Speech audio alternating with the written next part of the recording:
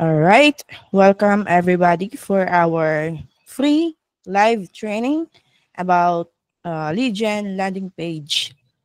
So this is landing page launchpad. So build your first lead gen landing page to grow your email list. I want to help beginners how to create a high converting landing page to deliver their lead magnet and start building their email list even with no prior tech experience.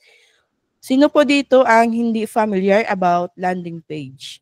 Or sino dito ang naguluhan kung ano ba yung website? Ano ba yung landing page? Ano ba yung funnels? Pag sinabi ko pong website, malalaman nyo na website yung napuntahan nyo kapag mayroon siyang mga maraming menus sa taas. Pag may makita kayo na menu sa taas na home, about us, contact us, services, mga ganon, yun ay website. Kapag marami siyang mga pages na interconnected with each other, so imagine nyo lang yung parang web, no? Yung web ng gagamba. So ganun ang website. Madami siyang pages na pwede mong puntahan. So wala siyang clear goal, no? Pag sinabi nating landing page, guys, ito yung certain page kung saan maglaland yung audience mo or yung traffic.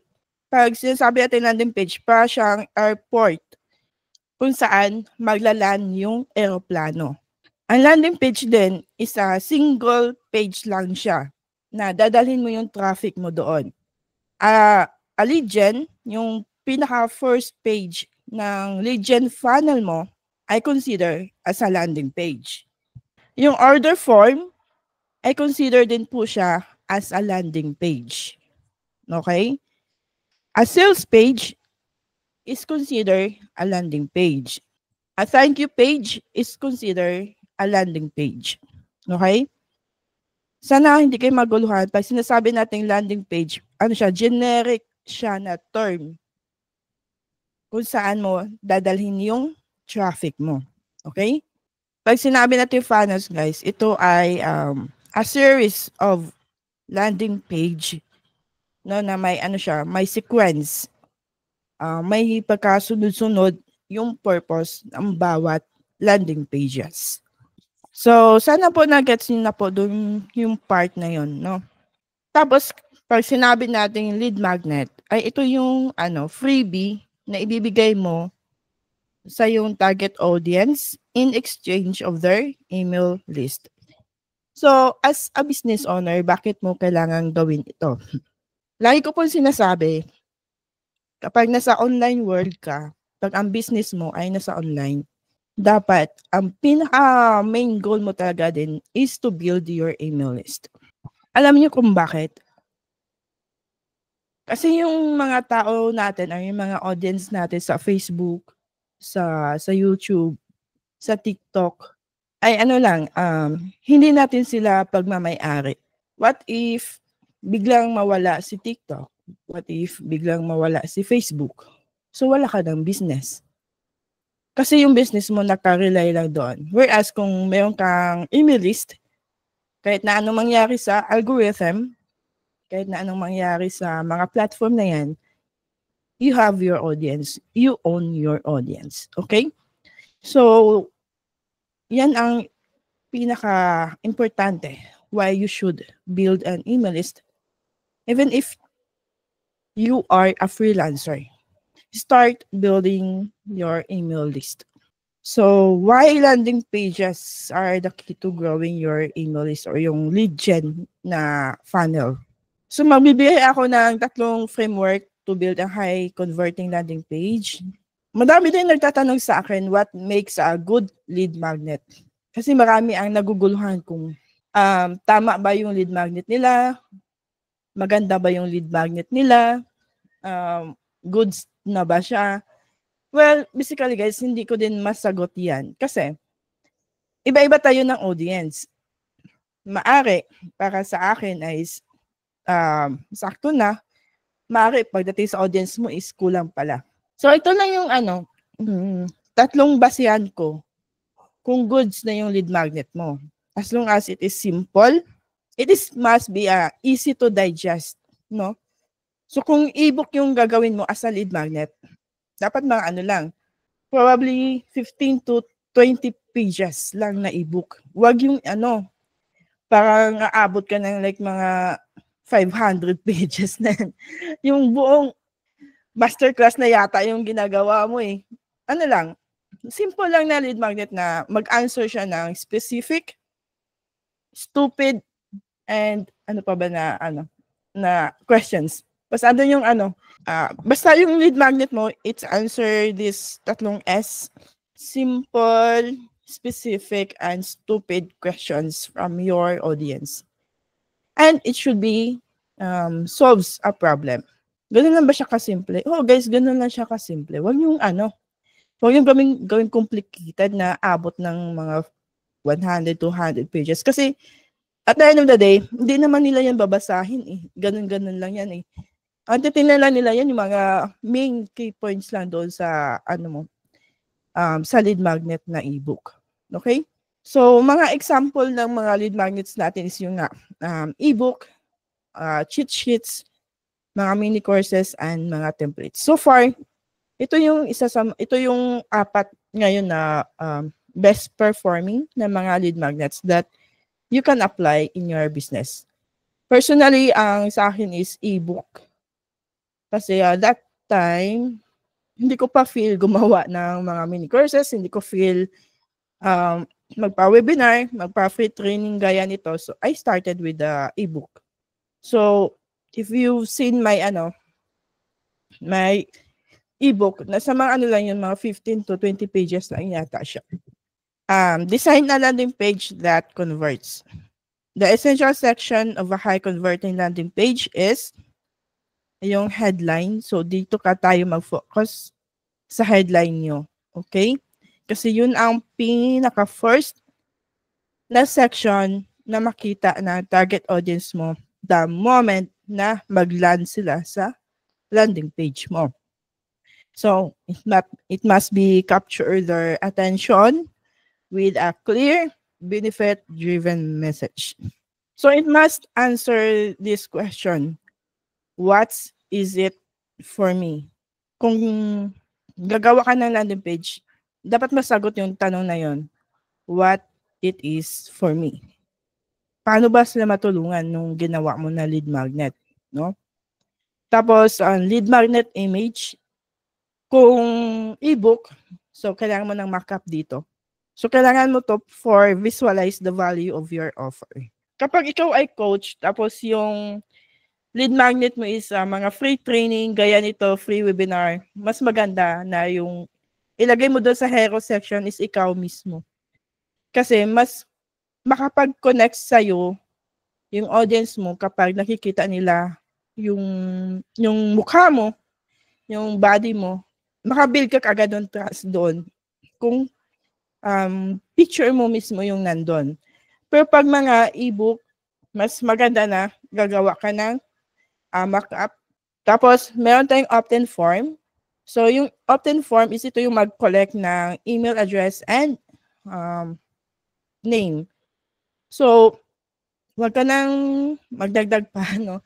Ito na yung pinaka-importante sa opt-in form, yung email capture and also yung first name or complete name ba yung ilalagay mo. At least 1 to 2 fields lang. Kasi the more na mas marami silang gagawin doon sa page na yon, ay hindi yung mahirapan ka mag-convert kasi nga parang ano ba to, ang dami pang kailangan hingiin sa akin bago ko makuha yung lead magnet niya. So para alam mo yung may mga psychological na basis. So limit ka lang po sa 2. Yun lang. And also yung call to action. It must be clear and compelling. Like get my free guide, get my free ebook, or attend my free training. So dapat naka-highlight din doon yung word na free. Kung free siya, 'di ba? So far ito po yung mga keynotes ko kapag magde-design ka doon sa pinaka first section ng landing page mo. May mga napapansin din kasi ako, mostly sa kanila, maganda yung design, aesthetic yung pagkagawa. Pero may problem kasi dun sa ino-offer niya. Okay? Kapag gagawa ka ng landing page design, it's not all about how aesthetic yung ginawa mo na design, yung color combination, etc. Alam niyo, mostly, ang mas nagko-convert talaga is yung simple lang. As long as yung offer, tsaka yung messaging mo sa, yung copy mo sa lead gen mo, sa landing page mo ay nagko-connect dun sa target audience mo. Okay? Kasi nonsense, walang silbi kung gaano kaganda yung design and then the offer, the messaging is hindi sila nagko-connect sa isa't isa. Step 3 is how to deliver your lead magnet automatically. So this will be bukas yung automation, medyo advanced, no? For others, you need to pay for this one, but I will give you this training for free para ma-apply yun na agad sa sa business. So, hindi pa tayo tapos. Kasi ngayon, magbi-build tayo actual na pag-build na lead gen na funnel inside system.io. Ang gagawin natin first is to build an email list. Okay, so unahin natin ang lead gen and then doon na kayo magbenta ng digital products nyo sa email sequences nyo. Okay. So simple lang naman siya, si Rancy. 'Di ba? Finalo ko lang yung binigay ko sa inyo na tips. Yung headline, may subheadline, CTA, and then yung hero section which is yung ebook. And then dito is tatlong benefits, kung ano yung makukuha nila inside the ebook. And me, author, and then the footer. So mayroon lang tayong like 1. So this is the opt-in form. 2, 3, and 4. So right now, ang kailangan ko na asset is, kailangan ko ng copy. So para hindi kayo mahirapan, magpatulong tayo kay ChatGPT. Okay? So ito lang yung sample prompt ko. Hi, impromptu talaga, no? Act as an expert copywriter. Today, you will help me create a copy for a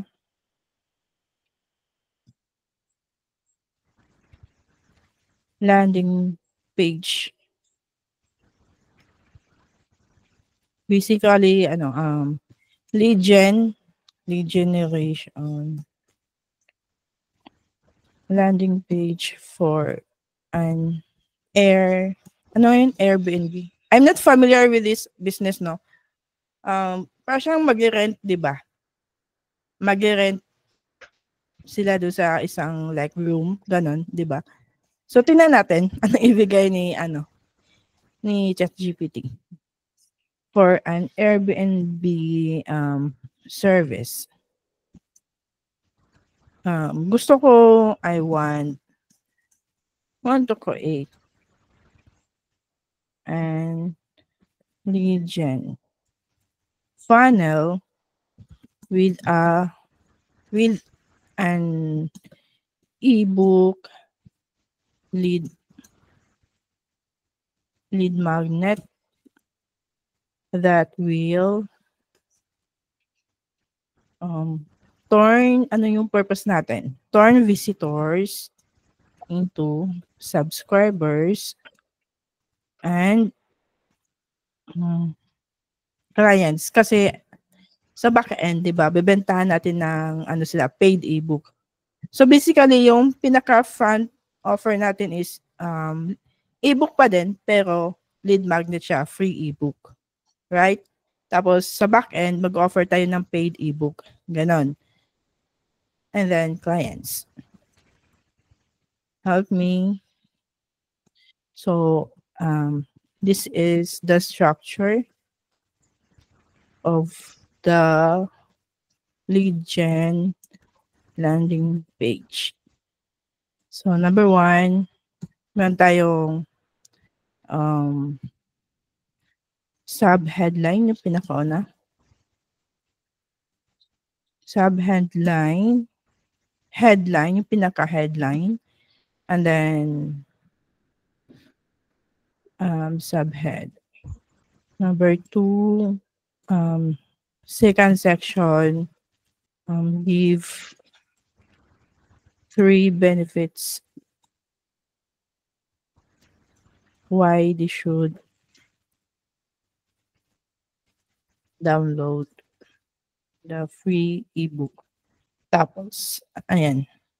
Also, in the third section, create and about the author. And gawa ako ng author section na kasi hindi ko alam. Author section. So, ayan. Write in simple English and conversational that 5th grade student can understand. Okay, ayan. Tingnan natin kung ano yung outcome. So, ito na siya guys. Struggling to make more money from your Airbnb, discover the secret to getting more bookings and higher profits for free. Learn the top strategies to turn your Airbnb into a money-making machine. Okay. Goods ba sa yun yung copy? Why you need this free ebook? So, increase your bookings, charge higher rates, get more 5-star reviews. Okay. Sa akin okay na to, no? For this sa training natin ngayon. So, kayo, kung nahihirapan kayong mag-come out ng copy nyo, you can always ask ChatGPT with the right prompt and then kung ano yung gusto mong mangyari doon sa copy mo. Matulungan ka niya. So, before, it is really hard to come up with a copy sa mga landing pages. Way back 4 to 5 years ago, nung wala pang ChatGPT. Grabe, sakit sa ulo mag-isip kung ano yung headline ilalagay mo, tsaka ano yung ilalagay mo dito. So, good thing, merong ChatGPT ngayon, may mga AI na makatulong sa'yo. So, now that we have the copy, and next thing na gagawin natin is, we don't have a brand colors. If you're a freelancer, do not expect agad na may mga business owner kasi na gusto mo paggawa ng funnels pero wala silang assets. Like wala silang color brand, they don't know kung ano yun. Wala silang copy. Talaga. May idea na sila sa business nila pero hindi nila alam na kailangan pala ng logo, kailangan ng branding and so on. So ito yung mga startup business. So most specifically sa mga course creators, sa mga coaches na gustong mag-go from offline to online. So ayan, if you're a freelancer, do not hesitate to ask your potential client na if client, meron ka na bang mga assets? Like may color branding ka na ba? May copy ka na ba? May logo ka na ba? So ayan. So kung sasabihin nila sa'yo na ano yun?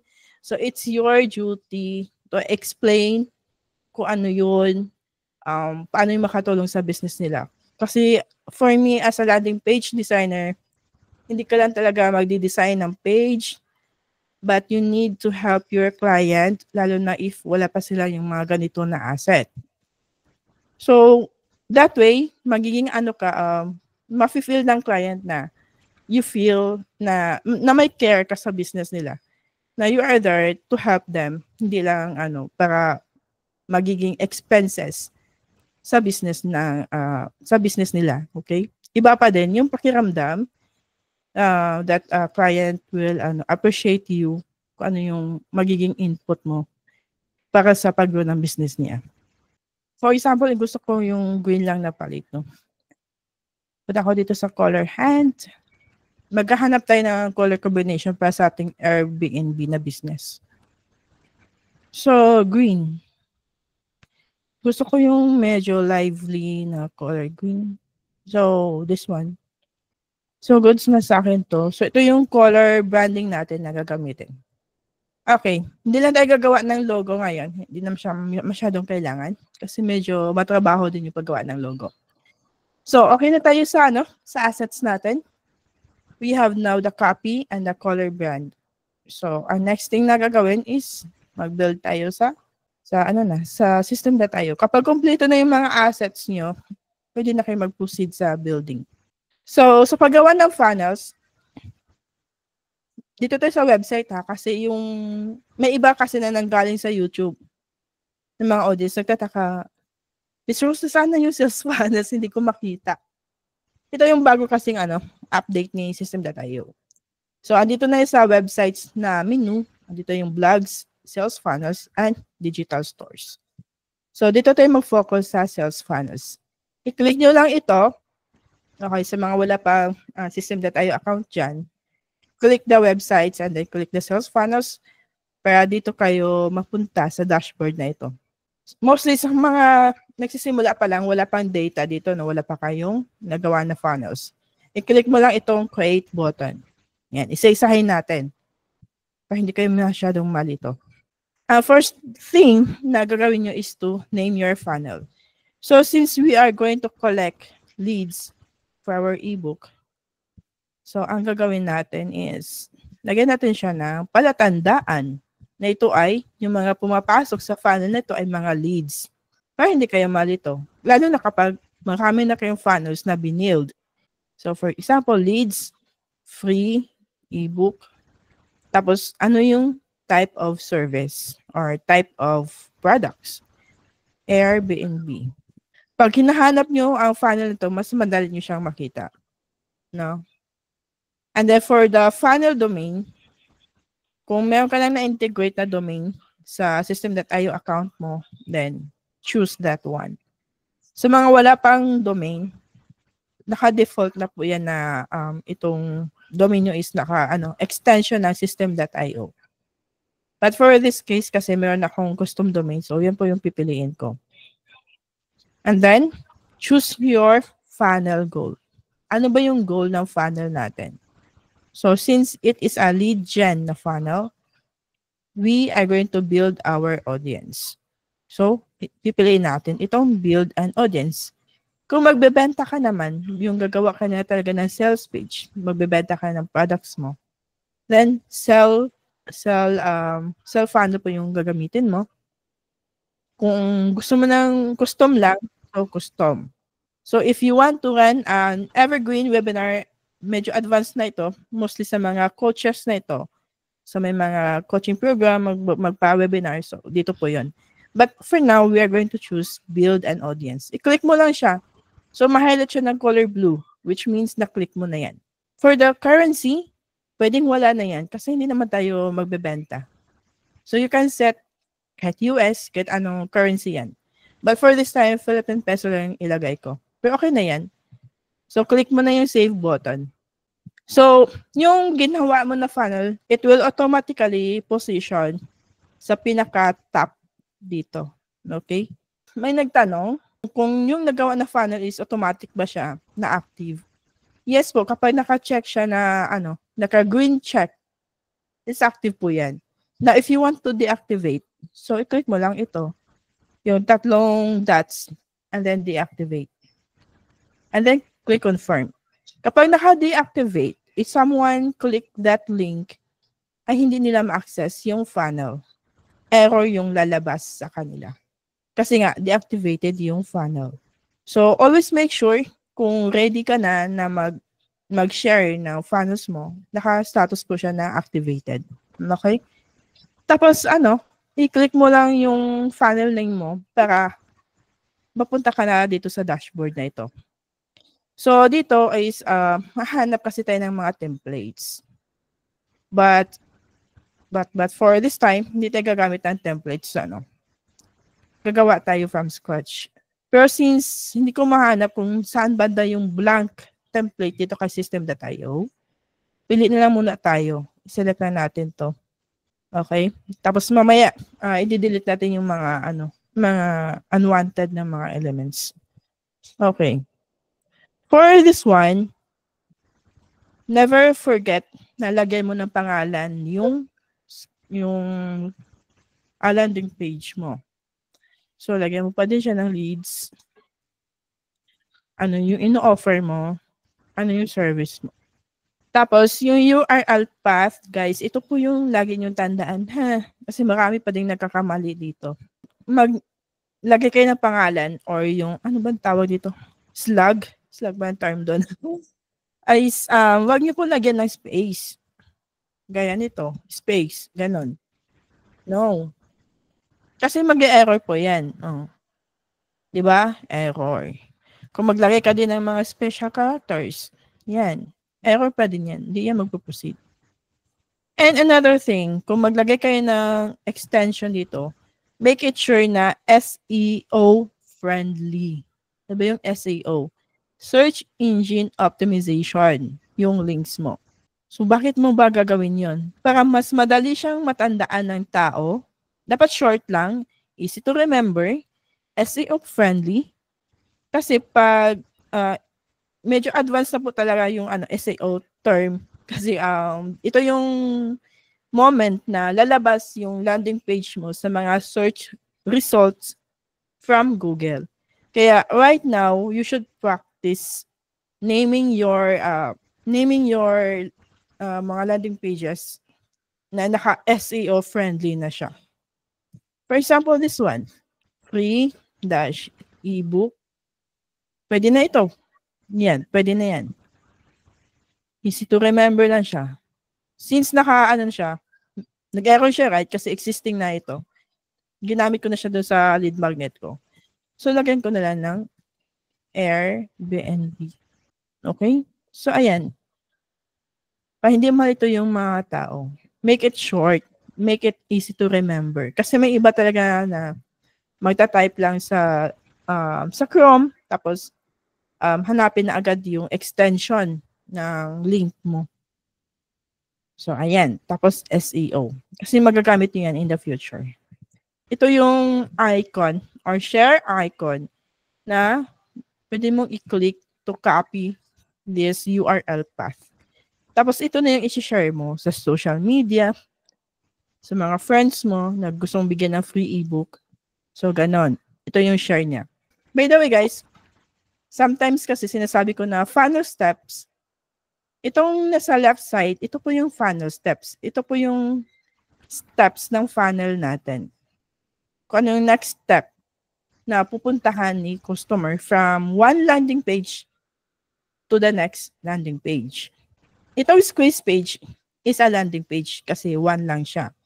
And then yung thank you page is a landing page kasi one page lang siya. Pero kapag nagsama na tong dalawa, funnel na siya, guys. Okay, do not confuse yourself. Kapag may makita kang mga landing pages ito, yan, funnel pa tawag dyan. May mga sequence of pages na dadaanan si customer. So, yun yung funnel. Dito naman, sa automation rules, i-explain ko yan bukas. Okay? Sa A/B test naman, magagamit mo ito if you are wondering kung maganda ba yung performance ng isang landing page mo or mas maganda yung isa. If you're someone na medyo, may iba kasi, may sometimes, no, mapaisip tayo kung tama na ba yung design na ginawa ko, dito ba yung button. Kung gusto mong i-test yung landing page mo, yung squeeze page mo, kung alin yung mas maganda. Kung yung opt-in form mo is nasa page na ba agad or kailangan mo munang pop-up. Baka doon sila mag-opt-in sa pop-up. Kung yun yung iniisip mo, gusto mong i-test, so dito ka sa A/B test. So, same lang siya, pero may kunting babaguhin doon sa isang landing page mo. Pero yung pupuntahan nila is, dito pa din sa thank you page. Ang mangyayari kasi niyan, guys, kapag naka-A/B test po kayo, is that, iti-test yan ni system.io. So, isi-send niya yung same link pa din, same link.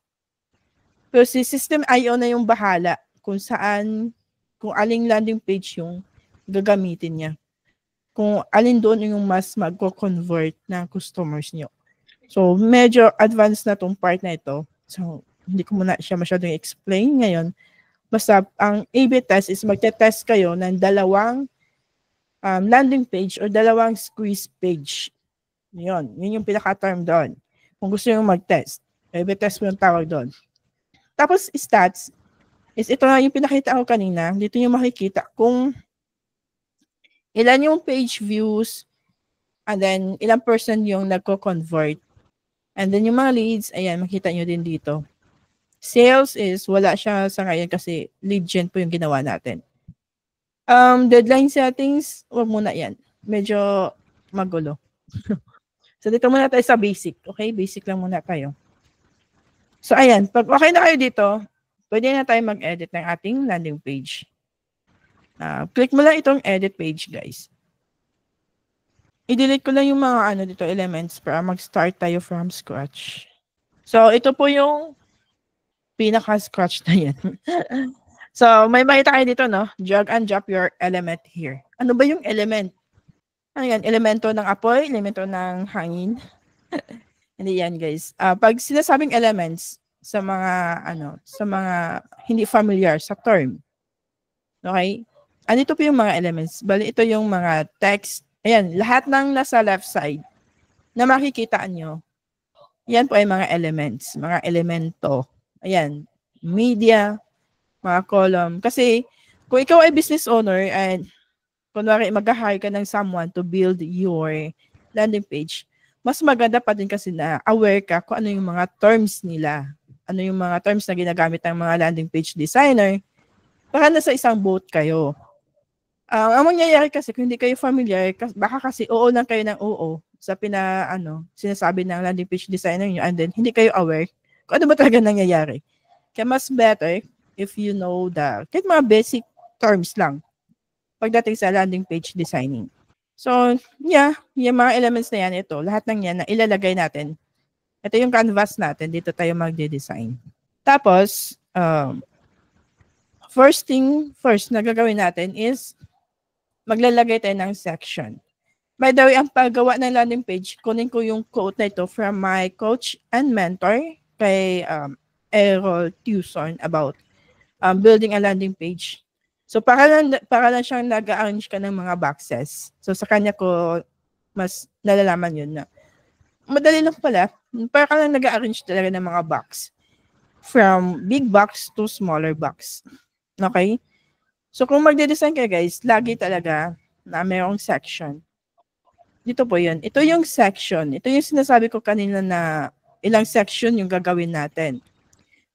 Diba? Paano ko nalaman kung apat na section na ito? Nagbe-base lang ako dito sa sa background color. Di ba pagdating dito black na siya. And pagdating dito is naging parang pink.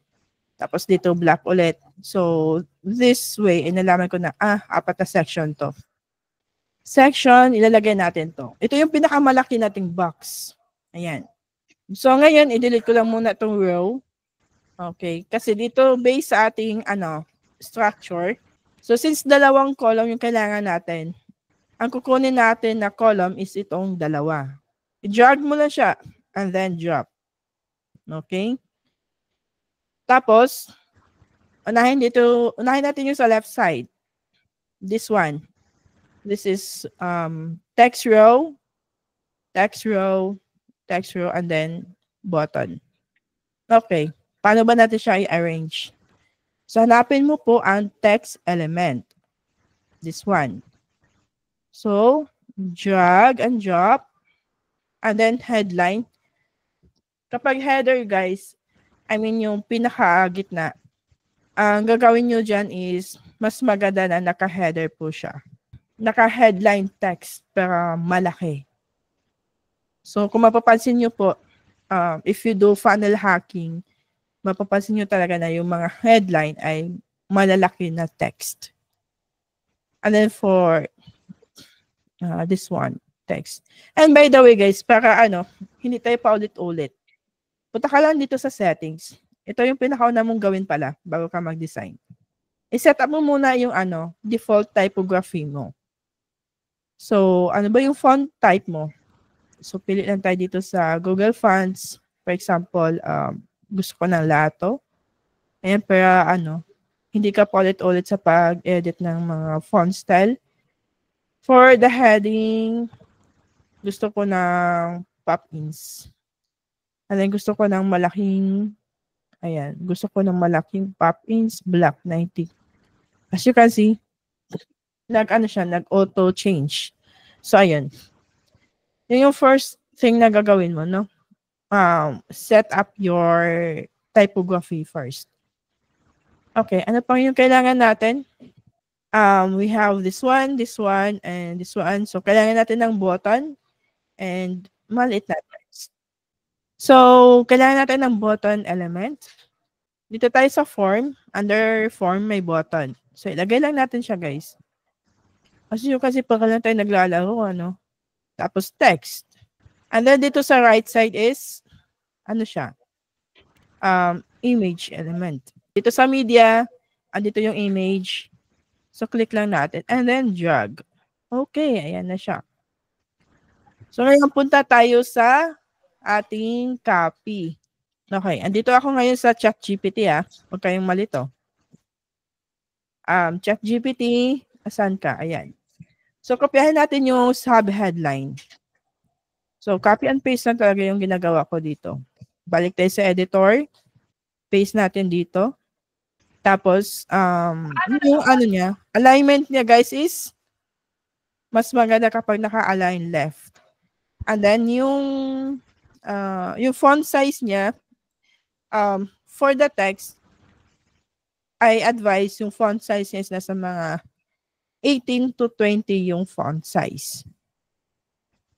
Ayan. I-adjust nyo lang po. Tapos, headline. Headline, this one. Copy lang natin. Yan, copy. And paste natin dito. Tapos, align left. Ayan. Tapos, yung font size niya ay recommended ko nito is nasa 40 to 60. Kaya na yung bahala. Basta yun yung pinakaano niya. Tapos, adjust nyo lang yung line height. Ayan.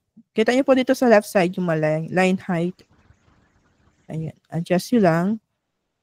Okay? Tapos, balik tayo sa ChatGPT. Download. Paste lang natin dito. And then, adjust natin yung font size. Nasa 18. And then, left side. Okay? Naka-follow po ba? Tapos, next is yung button natin. Sa button, guys, may iba kasi, no? May ganito kasing, may dalawang ways kasi sa pag-collect ng emails and name. So, dito, pwede ka na maglagay ng form agad. Saan na yung form? Form. Ayan. May iba na dito pala malagay na sila ng form input. May iba na ganito yung style. Maglagay na agad. For example, first name, and then email, tapos may button na sila. Saan yung button? Button. Okay? I will share with you kung bakit hindi ako gumagamit ng ganito na style sa pag-collect ng emails. Pero natutunan ko lang kasi to sa mentor ko. Kapag ganito kasi yung style is parang hindi na yung kumbaga wala nang extra filter para mas maano mo kung sino talaga yung mas interested doon sa in-offer na free ebook.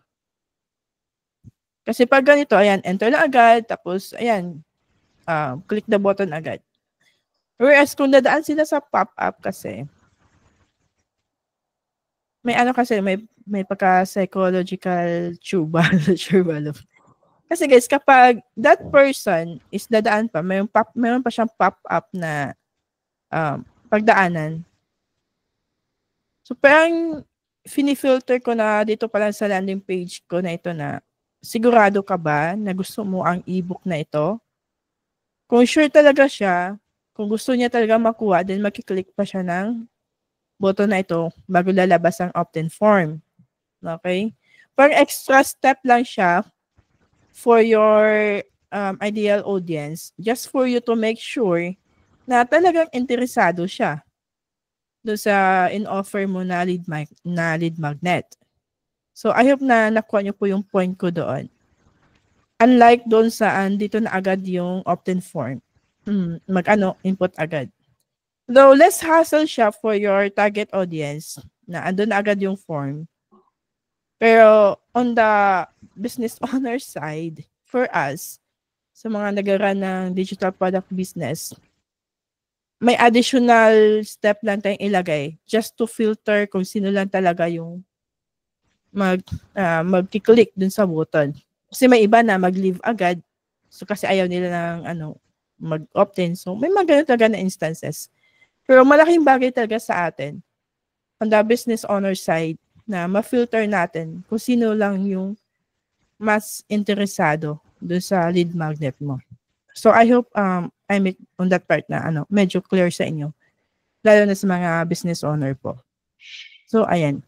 And then dito sa sa button natin, i-click mo lang siya, tapos piliin mo yung show pop-up. And then select pop-up. Wala pa yan kasi gagawa pa tayo ng pop-ups. Ayusin lang muna natin yung button.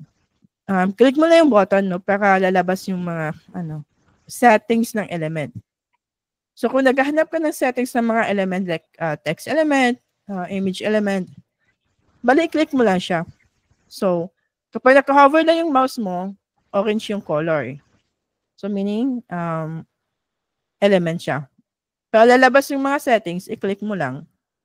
And then lalabas na yung settings ng bawat elements dito sa left side. Okay? So gaya ng button, i-click ko lang. Kasi dito sa button width, may iba kasi nagtataka, bakit maliit yung button? Gusto nilang palawakin ba? Pahabaan pala. So dito lang yan guys, sa button width.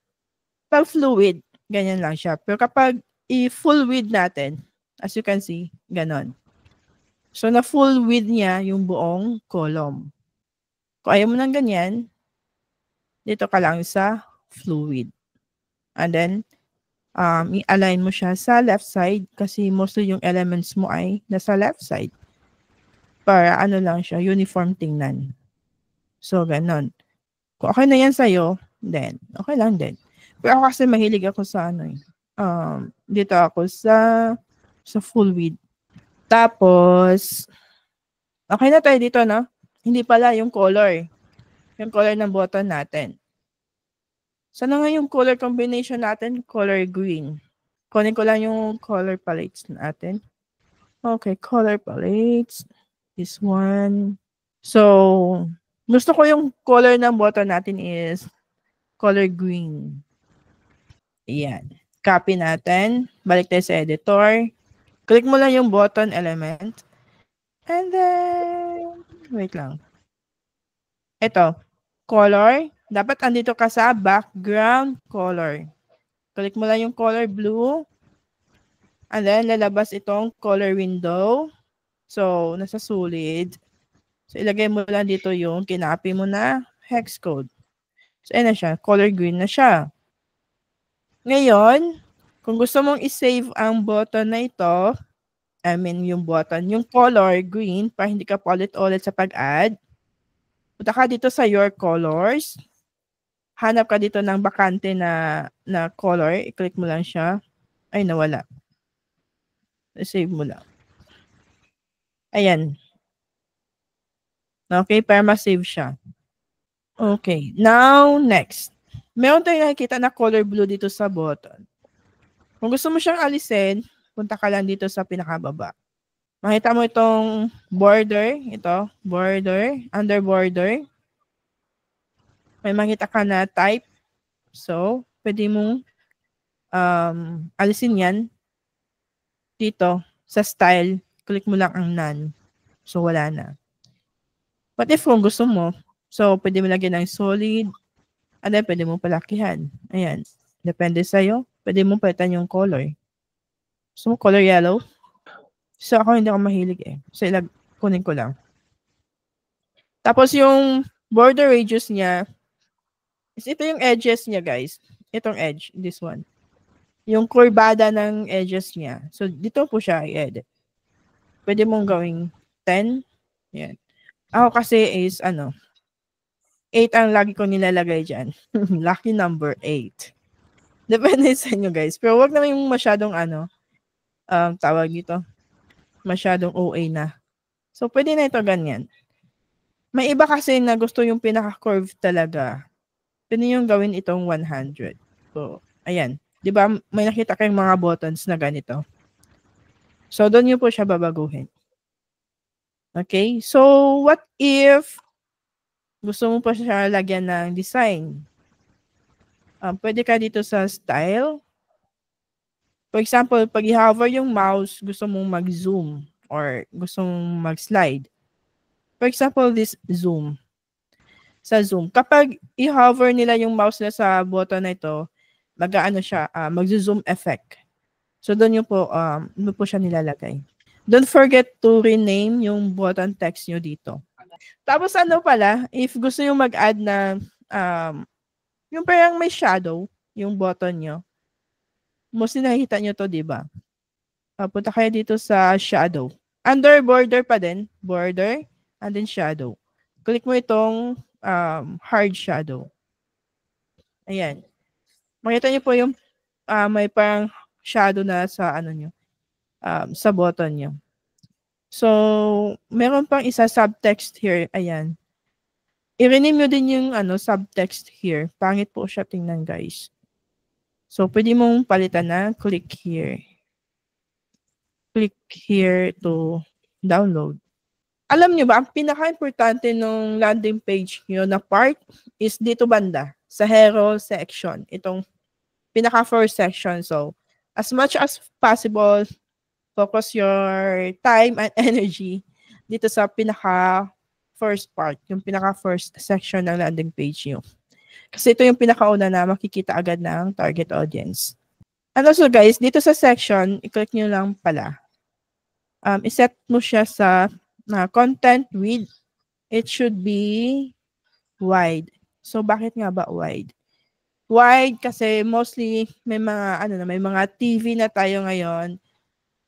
Para kung gaano makalaki yung TV, mga smart TV is mag-a-adjust po yung yung length ng section natin. Kaya mas maganda na lahat ng section mo sa yung landing page is naka-set up na siya ng naka-wide na po talaga siya. Tapos, we are almost done with the hero section. Kulang na lang tayo ng photo dito. So, what if, so, ayan, kayo na po gumawa ng mock-up photo nyo, no? So, for example, gusto nyo palitan. So, click mo lang yung element na image na nilagay natin kanina. And then, click mo lang itong upload na logo. Tapos, mag-upload ka dito kung wala ka pang cover photo. So, select file. Ayan, pili nyo lang yung files na gusto nyo gamitin. And then, upload to your system.io account. And then, piliin mo siya. Click that one. And then, scroll down. Antayin nyo lang matapos yung optimization. Tapos, ayan, pwede mo na siyang click to insert. Diba? As you can see, medyo maliit siya. Hindi siya fit, no? So, pwede mo siyang i-click. Click the image. And then, kung gusto mo siyang i-fill 100%, so, click mo lang ito. Ayan. Diba? Nag-adjust siya. Lumaki. Tapos, always make sure, hover yun lang yung mouse mo dito. Hanapin mo itong row niya. Tapos, dapat naka-center siya. Ayan. And then, naka-center din yung text. Para kahit na anong device man yung gamitin ni audience, is hindi sila nag-move. Hindi siya magkakalat. So, ayan. Wait lang. Hold on. Ayaw niya. Ayan. Center lang. Okay? Para mas maganda yung alignment nila. So, you can see. There you go. Now, what if gusto mo palitan ng color ng section mo? So, balik ka lang sa section element and napunta ka dito sa background color. For the background color, wag masyadong tawag nito, yung hindi na makita yung text nyo. So, kung light yung gamitin nyo na color, for example, gusto ko itong color pink. So, maganda pa din if mag-follow tayo sa natin, sa color palette natin. Dito is meron tayong color yellow. Pwede ko itong kunin. Ayan. Kaya maganda guys na meron kayong color palette para meron kayong susundan na mga colors. So, ayan, pwede yellow. Pero since parang masakit sa mata, no? So, pwede ko siyang light yellow. Ganon. Kung maglagay man kayo ng background image sa hero section nyo, make it sure na mabasa po yung text dito. Kaya dapat na naka-blur siya or meron kayong overlay na color black para mas pag na-open nila to ng customers mo, mabasa pa din yung mga text dito. Kasi napansin ko din kasi sa ibang landing page designer na ang ganda-ganda nga ng design. Ayun nga, pero hindi naman readable yung mga text. Ang importante kasi dito is makikita nila yung text at saka yung CTA. Always make sure yung CTA nyo or yung button nyo is mag-pop up siya. Madaling makita ng mata. Kasi yun yung pinakaunang tingnan mo doon. So, ayan. So, done na tayo sa ating hero section. So, next, ano na nga yun? Sa benefits na tayo, no? So, ayan. So, meron pala ito. Pwede ka naman kapin to. Pwedeng meron to guys. Optional lang ito. Pwedeng wala. Kasi meron talagang iba na baka isipin na scam to or nang spam tayo. Kaya naglalagay ako ng ganito. Tapos yung font size niya is nasa 14. Yan. Maliit lang naman.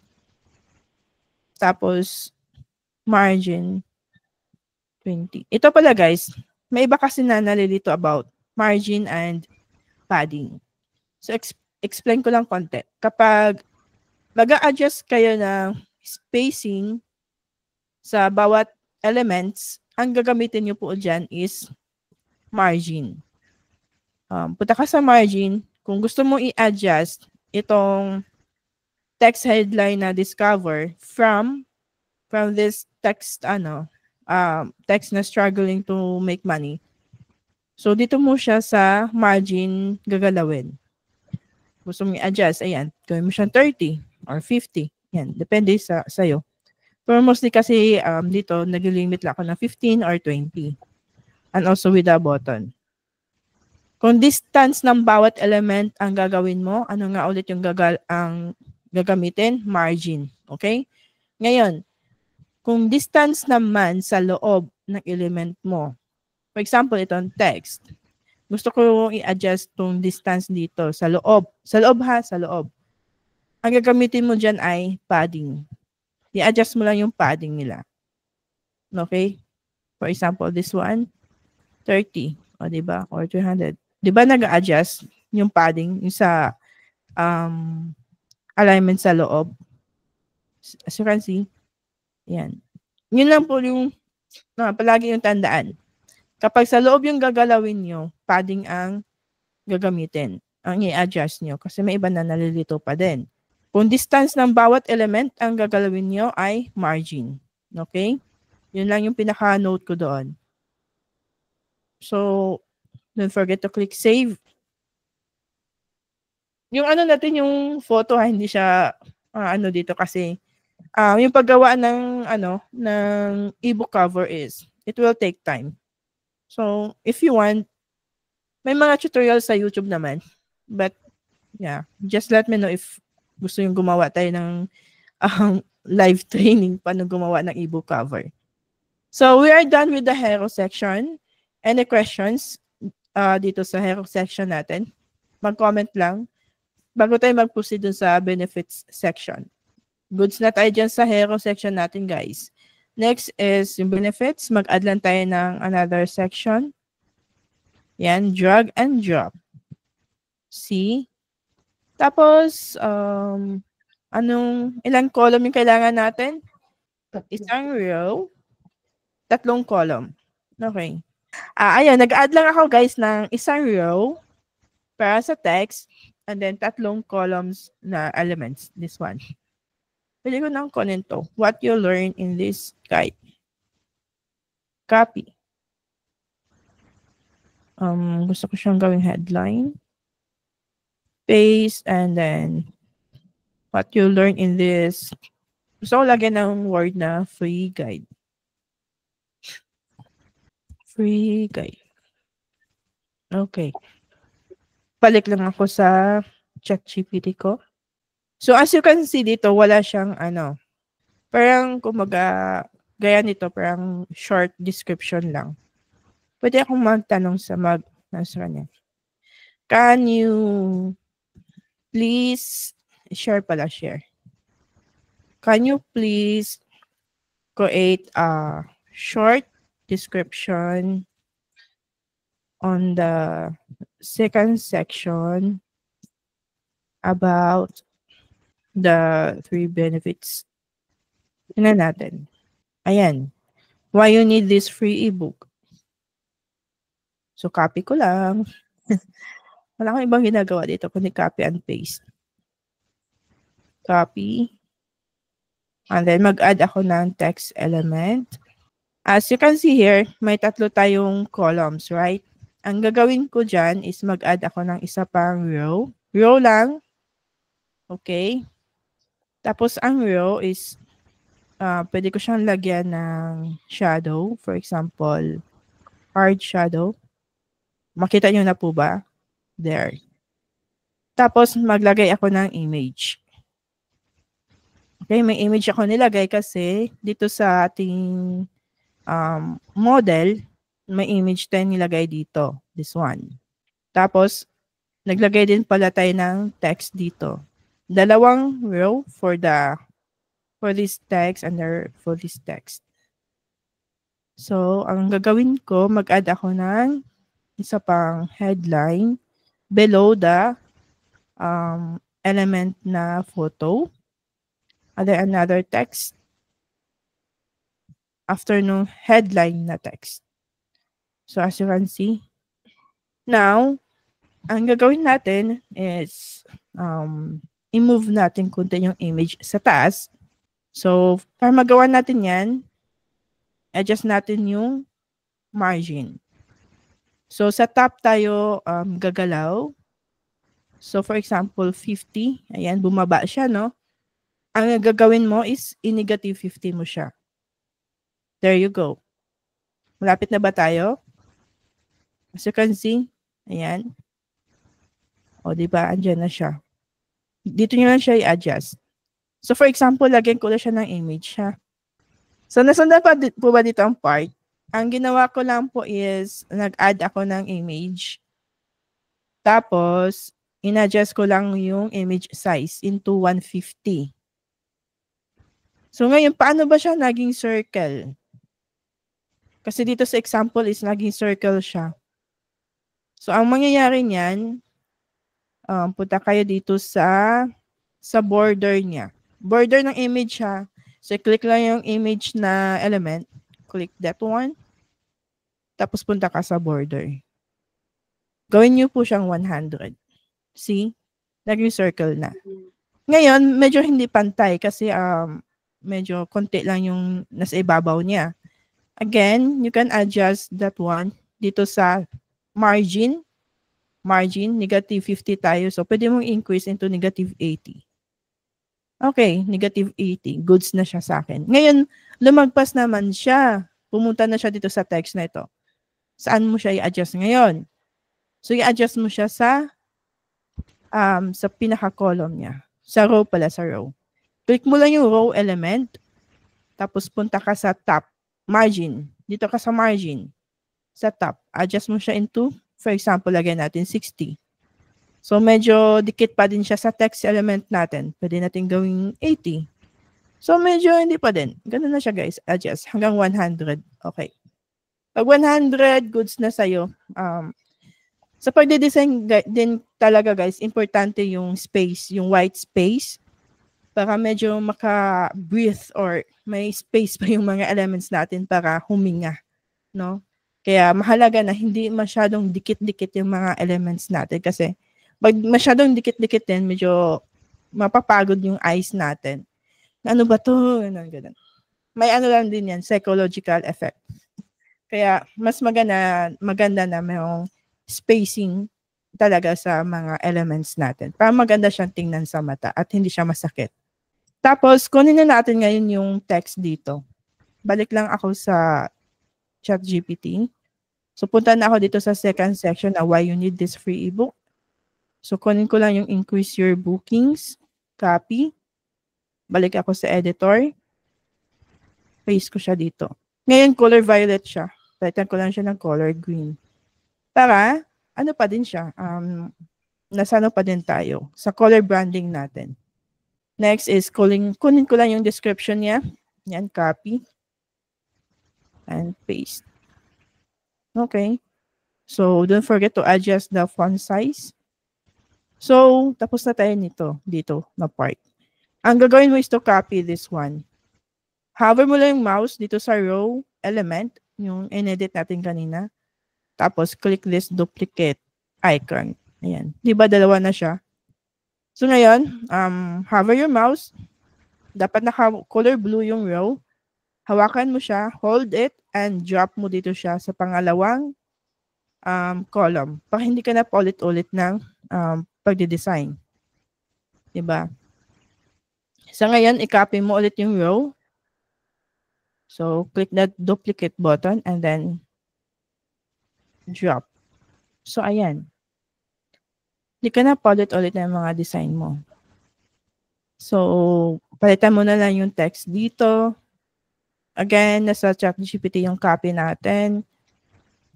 Paste. So, palitan mo siya ng color. Pansinin nyo po yung mga ano dito guys, kasi may iba na dito is naka-bold yung text. Pagdating sa gitna is hindi na siya bold. Tapos dito is bold ulit. So, dapat uniform siya para maganda tingnan. Diba? Madali lang. Copy and paste lang po yung ginagawa ko talaga right now. Okay? And, kung mapapansin nyo, medyo mataas dito. So, check nyo po. Diba? Mapapansin nyo dito, hindi pantay yung sa bottom edge ng ano natin, ng rows, yung may design. Ang gawin nyo lang po dito is, mag-enter lang kayo. Habulin nyo lang po yung, ano yung height ng dalawa. 1, 2. So, check nyo lang kung sakto sila. Ayan. Okay na yan. Tapos, yung section, don't forget to put it into wide. Okay? Wide. So, yan na siya, guys. Kung gusto nyo po palitan yung kulay nito, pwede naman. Punta ka sa background. And, for example, so, ayan. Color yellows. Mapapansin nyo din na medyo hindi kita yung color green, no? So, pwede siya palitan ng color black. Pa, ano siya, readable pa din. Diba? So, kayo na balang mag-a-adjust po. Depende kasi yan sa color combination nyo. So, for me, okay na ako dito. Ganyan. Tapos, mag-add tayo ng second button. Para hindi kayo ulit-ulit sa sa paggawa ng button, guys. Just click this one. Copy mo lang, drag, and drop mo lang siya dito. So, malaki siya. So, gawin mo na siya ngayong fluid. Yan. Tapos, i-center mo siya. See? Hindi ka na ulit-ulit sa pag-design isang button. So, done ka na sa benefits mo. Sa landing page, guys, mas okay na meron kang 2 hanggang 3 na call to action. Okay? So, next is, done na tayo sa benefits. Madali lang, no? Dito na tayo sa about the author. So, same as usual, mag-add ka lang ng another section. Drop. And then, dito sa ating about the author, meron tayong 2 column. Yung photo mo and then yung text. So, dito sa editor mo, kuha ka ng 2 button ulit. 2 column. Ito. Ayan. Dito sa left side is yung para sa photo mo. Pwede naman yan mag-interchange. Depende kasi sa'yo kung yung photo mo is sa right or left side. Sa akin kasi, mahilig ako sa left. Bakit? Base kasi dito sa taas is nasa right na po yung photo ko. Para meron na siyang interchange kumbaga. Kaya dito ko nilagay sa left side yung about yung photo ko. Tapos text. Kahit ka ng headline. Tapos lagyan mo siya ng about the author. Ito guys, optional na to ha. Kung hindi nyo po feel na maglagay ng about the author na section, okay lang naman. Pero para sa akin kasi, since I'm on the coaching or I'm on the coaching side or nasa coaching business ako, mas mahalaga sa akin na mayroon akong about the author na section para makilala din ng mga visitor ko kung sino ba to si Rose Gomera na ito. Para meron silang konting background about me and kung ano yung services or products na ino-offer ko. Yun lang naman. Pero may iba kasi na ayaw maglagay ng about the author na page. Okay lang din naman. Depende na yan siguro sa sa business type mo. Kunin copy ko na lang to. Ayan. Paste ko na lang dito. Meron akong about the author. Adjust ko lang yung line height. Yan. And then, pwede kayong mag-add ulit ng third button. Optional na lang to guys. Copy nyo lang yung button na ito. Copy. And then, drag and drop mo dito. Ayan na siya. So, sa background, pwede kayong mag-change ng color. Like, medyo dark na, na light. Yan. Okay. You're done with your, author. About the author section. Next is the thank you. The footer. So, punta ka lang dito sa blocks. Meron na kasing ready-made dito na footer. And then, kunting adjustment na lang. Punta ka sa page footers. And then, piliin mo lang ito. Simple lang. Drag and drop. And then, you can change the background. There you go. So, pwede mo itong delete lang. Ayan. Pwede mo siyang palitan ng mahaba kasi yung ko.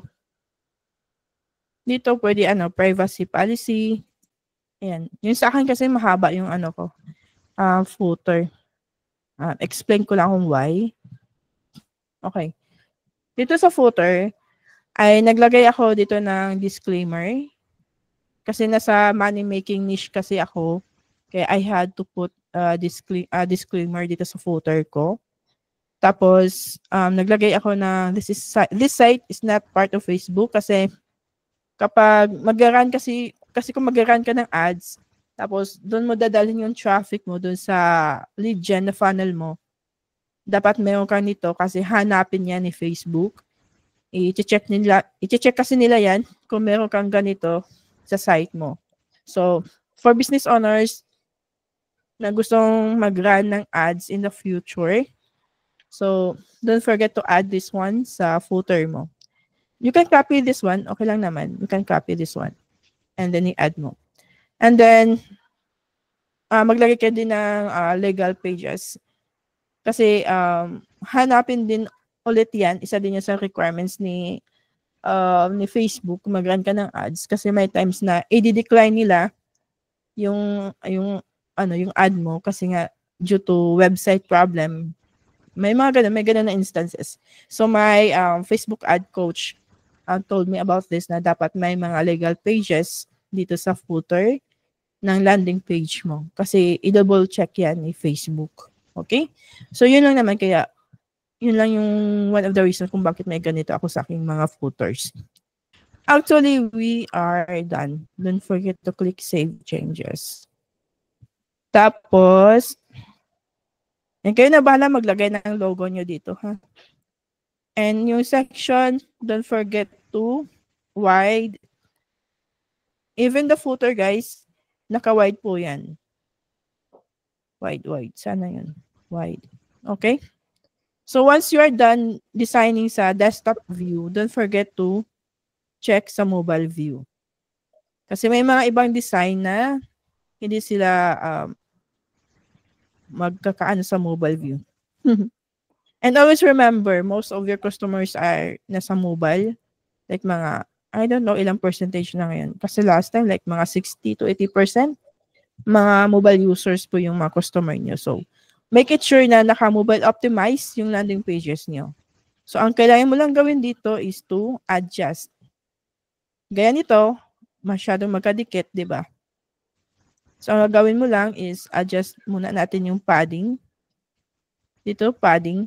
So, sa padding mostly, yung top niya is nasa 30. Ito guys, sa common, ano lang to sa akin. Sa akin lang to na part. May iba kasi na, may ibang designer na sa mga 40 or 60. Pero sa akin, nasa 30 po yung maximum ko dyan. Tapos yung left is 15 and then yung right is 15 din. Diba? Para yung, hindi siya masyadong dikit sa edge ng mobile device.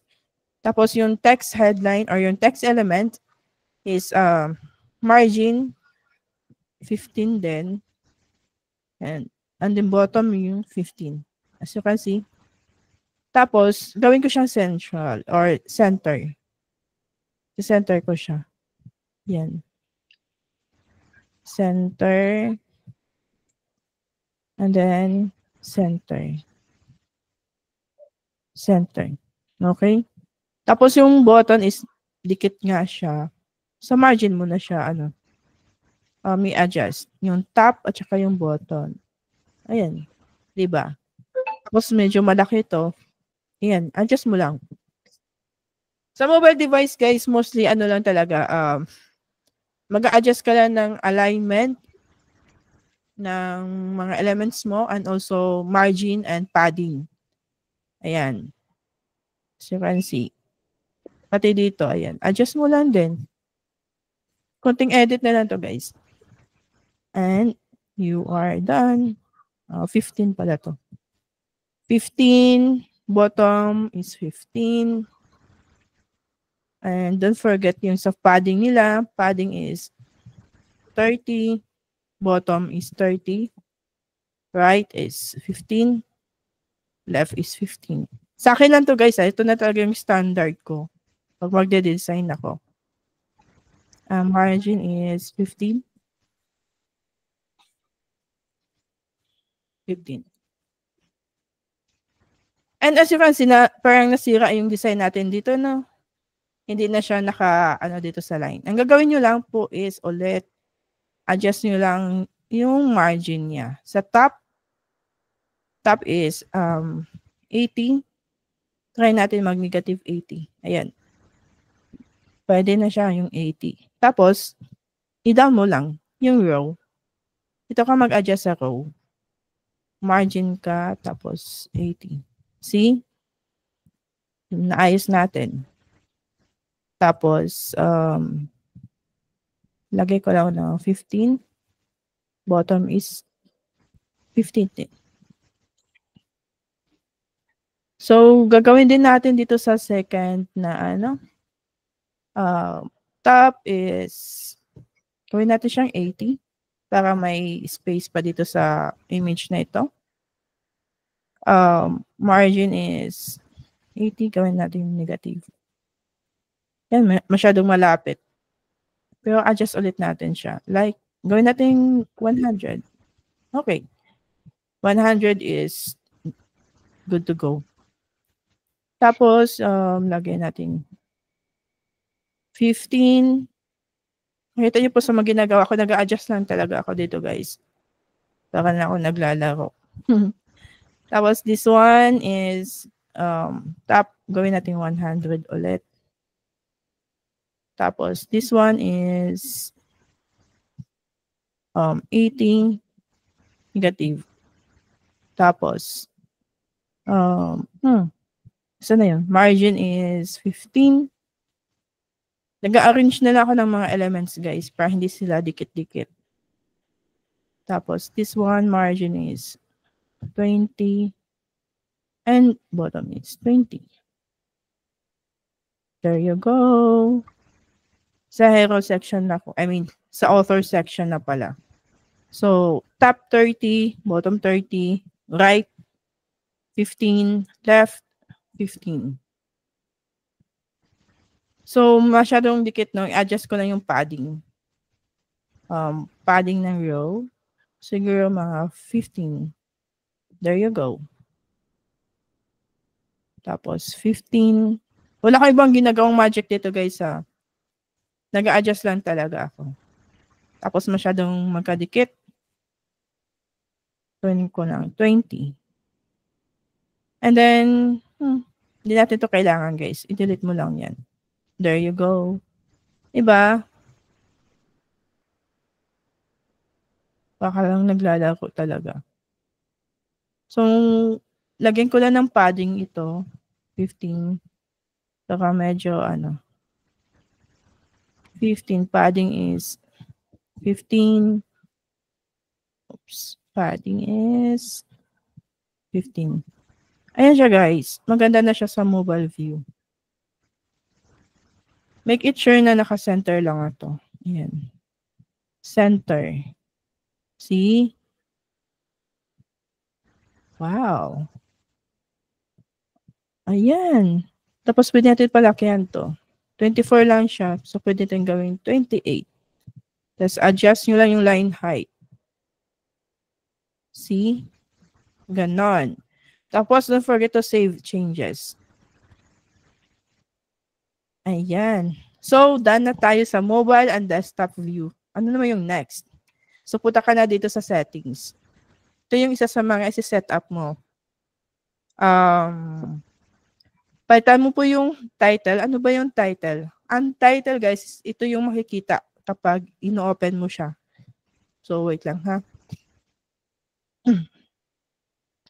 So, pini-preview ko siya ngayon, guys. Makita niyo po dito sa taas. Follow my mouse. Itong taas na ito. Di ba nakalagay is squeeze page? So, dapat hindi squeeze page yung nakalagay. So, dapat palitan natin siya ng title na free ebook for Airbnb. Yung screen mo, Rose. Nga pala yan. So, dito mo po siya Saan ipapalit? Ito po, teach. Sa punta ka settings, tapos under search SEO optimization niya. Okay. Apo. Tapos title. Isa sa mga reason kung bakit dapat SEO optimize yung page nyo is para ma-optimize siya sa search results ni Google. Okay? So, palitan nyo po yung title name dito. Like, free ebook for service. And also, don't forget to add description. So, sa description, guys, lagyan nyo po ulit ng keywords. Ayan. Kung hindi nyo alam kung anong isulat dito, balik ka kay ChatGPT. So, share ko lang si ChatGPT. Okay. So, ayan. Great. ChatGPT. Now, I'm on the SEO or search engine optimization part. Create a good title for the landing page that will rank on Google and YouTube search result. Sinama ko lang sa YouTube, guys. Tapos, also add a short description about it with SEO. Yan. Tingnan natin kung ano yung ibibigay niya. Okay. So, diba, meron siyang free book. Ito yung title niya. So, pwede mong i-copy muna ito, free ebook guide. Tapos, balik ako sa, dito sa title. Paste. And then, slash dash ba yan? balik ako kay ChatGPT. Kunin ko itong SEO niya. Yan. 'Di ba? Meron ka na agad. So, pinaste ko lang siya dito, guys. Under title. Free ebook guide. Tapos balik ako kay ChatGPT. Ayan. Kunin ko lang itong description niya. Copy.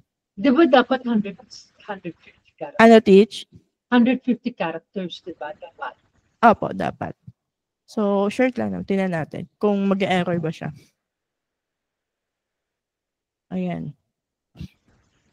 So, meron na tayong description. Now, if you're thinking, ano naman yung mga keywords?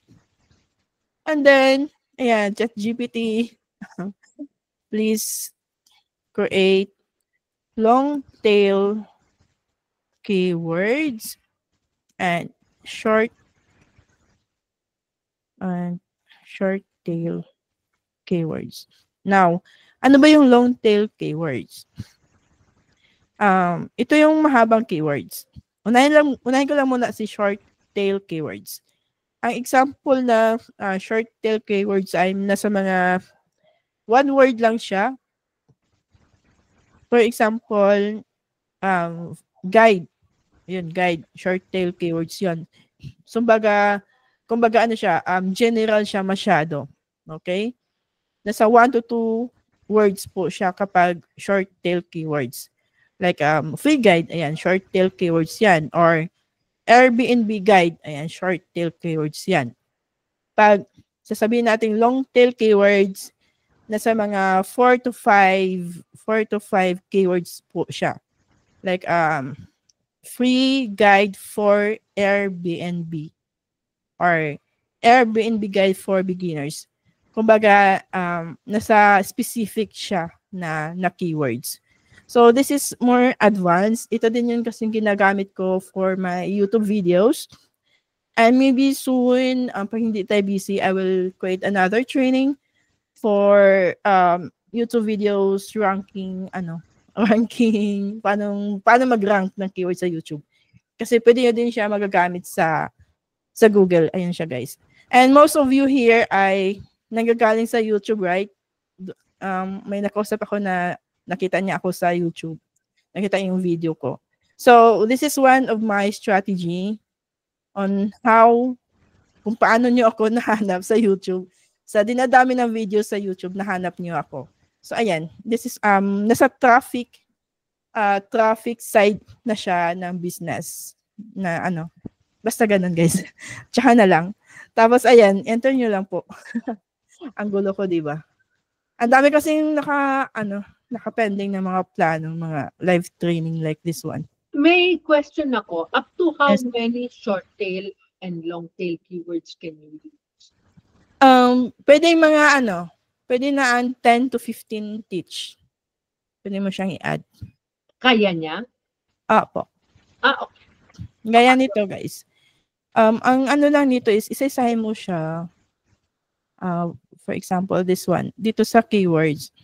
Maglagay ka lang ng comma and then another short keywords. For this one, 5 lang po yung ilagay ko, guys, para hindi tayo masyadong mahaba.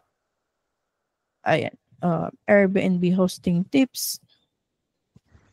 Ayan. Since nagtanong din kasi nito about si teacher about sa SEO. Kaya shinare ko na siya ngayon. I'm doing it now. Ay, nawala. Wait lang, guys.